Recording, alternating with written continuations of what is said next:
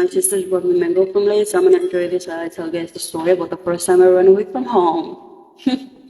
So before I start the story, I need people to understand that my father's a good man. He's a good father. Okay, he's the best. Okay, spoils us enough, spoils us enough. Okay, not too much. He's funny too and sassy. Okay, enough. And for my case, I was a dramatic child. I watched too many movies for my own good, and I got caught funny so many times it boosted my ego a little bit. And so I thought I was a comedian. And so my first TikTok account, I started creating skits on there. And that was the first time I got introduced to Ugliest Angry. I tweeted one of his videos, he commented, we laughed about it, that was it. Anyways, one of the skits that I created, it was from the White Chicks, the shopping spree scene. If you have not watched White Chicks, what are you doing with your life? It was the bit where one of the characters goes, now who could have said that? It's Tina, the talking tummy. And I started doing everything to a T, okay, because I'm a perfectionist, okay, I'm an actor.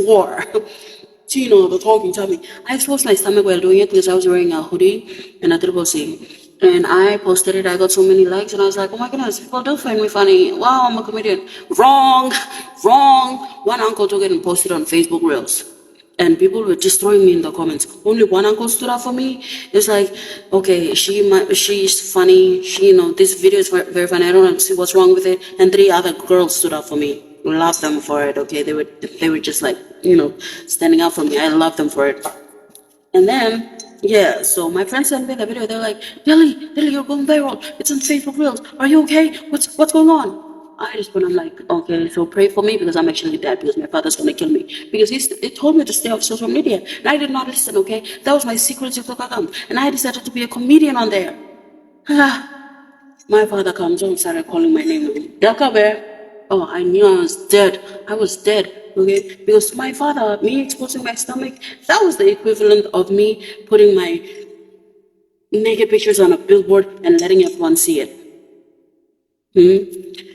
Toksawe, I come on. I started putting on the most fakest, innocent voiceover.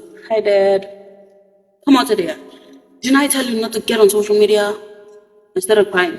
Before I even finished the sentence, I started crying because tears was my only weapon. And it didn't work against him, okay? It didn't work.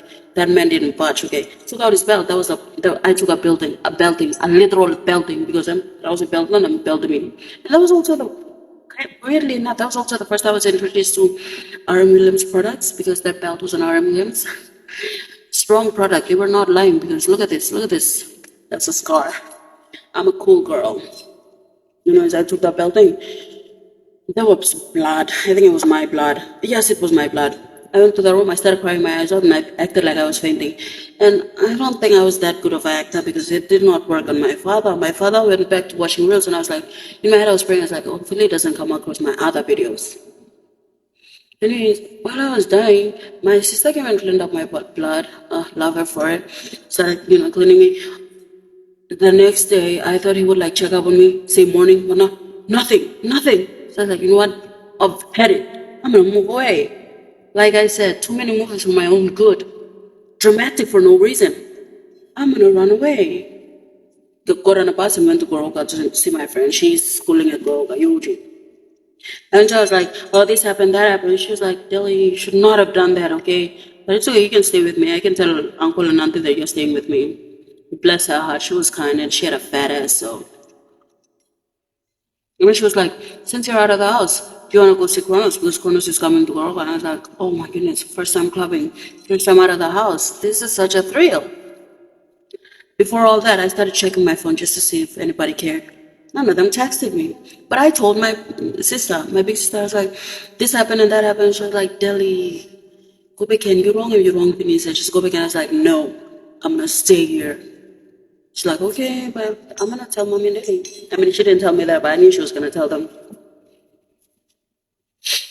Anyways, I asked my parents, what do they do in this club? It's like, obviously they'll be drinking, but what else? She goes, yeah, just drinks and dancing and alcohol. I'm like, okay, cool. So I don't drink alcohol. She goes, well, this is the first time for everything.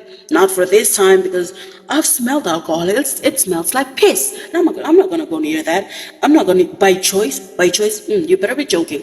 I will not. So I started buying my Vita, 6-pack Vita, because I'm a rich bitch. 6-pack Vita, coconut cookies, 2 packets. I went into the club. The security was checking us, and he looked at my bag. He was like, invite her juice. I was like, yeah, judging me hard. How dare you, okay?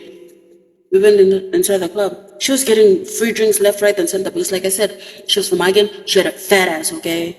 Hamburger still winning or whatever. She had a fat ass. I started taking out my wasana and started telling the men not to get too close because, gropings and all that are not free or not for sale or anything. Like, don't grope. You just dance. I didn't know how to dance. So it went up to 2 a.m. now. And I'm looking at people, I'm seeing that they're not like eating, drinking. What? I'm like, are people not thirsty? Are people not hungry?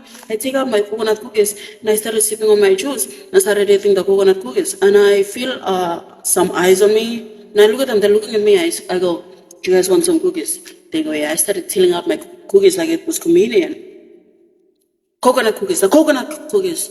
You nasties. Started tilling out the cookies like it was communion, and my coconut cookies was finished. I was very satisfied because I've fed people, and like I've said before, I'm a people pleaser, so I was very happy that people were happy with me, even though I've just ran away from home and are now basically homeless.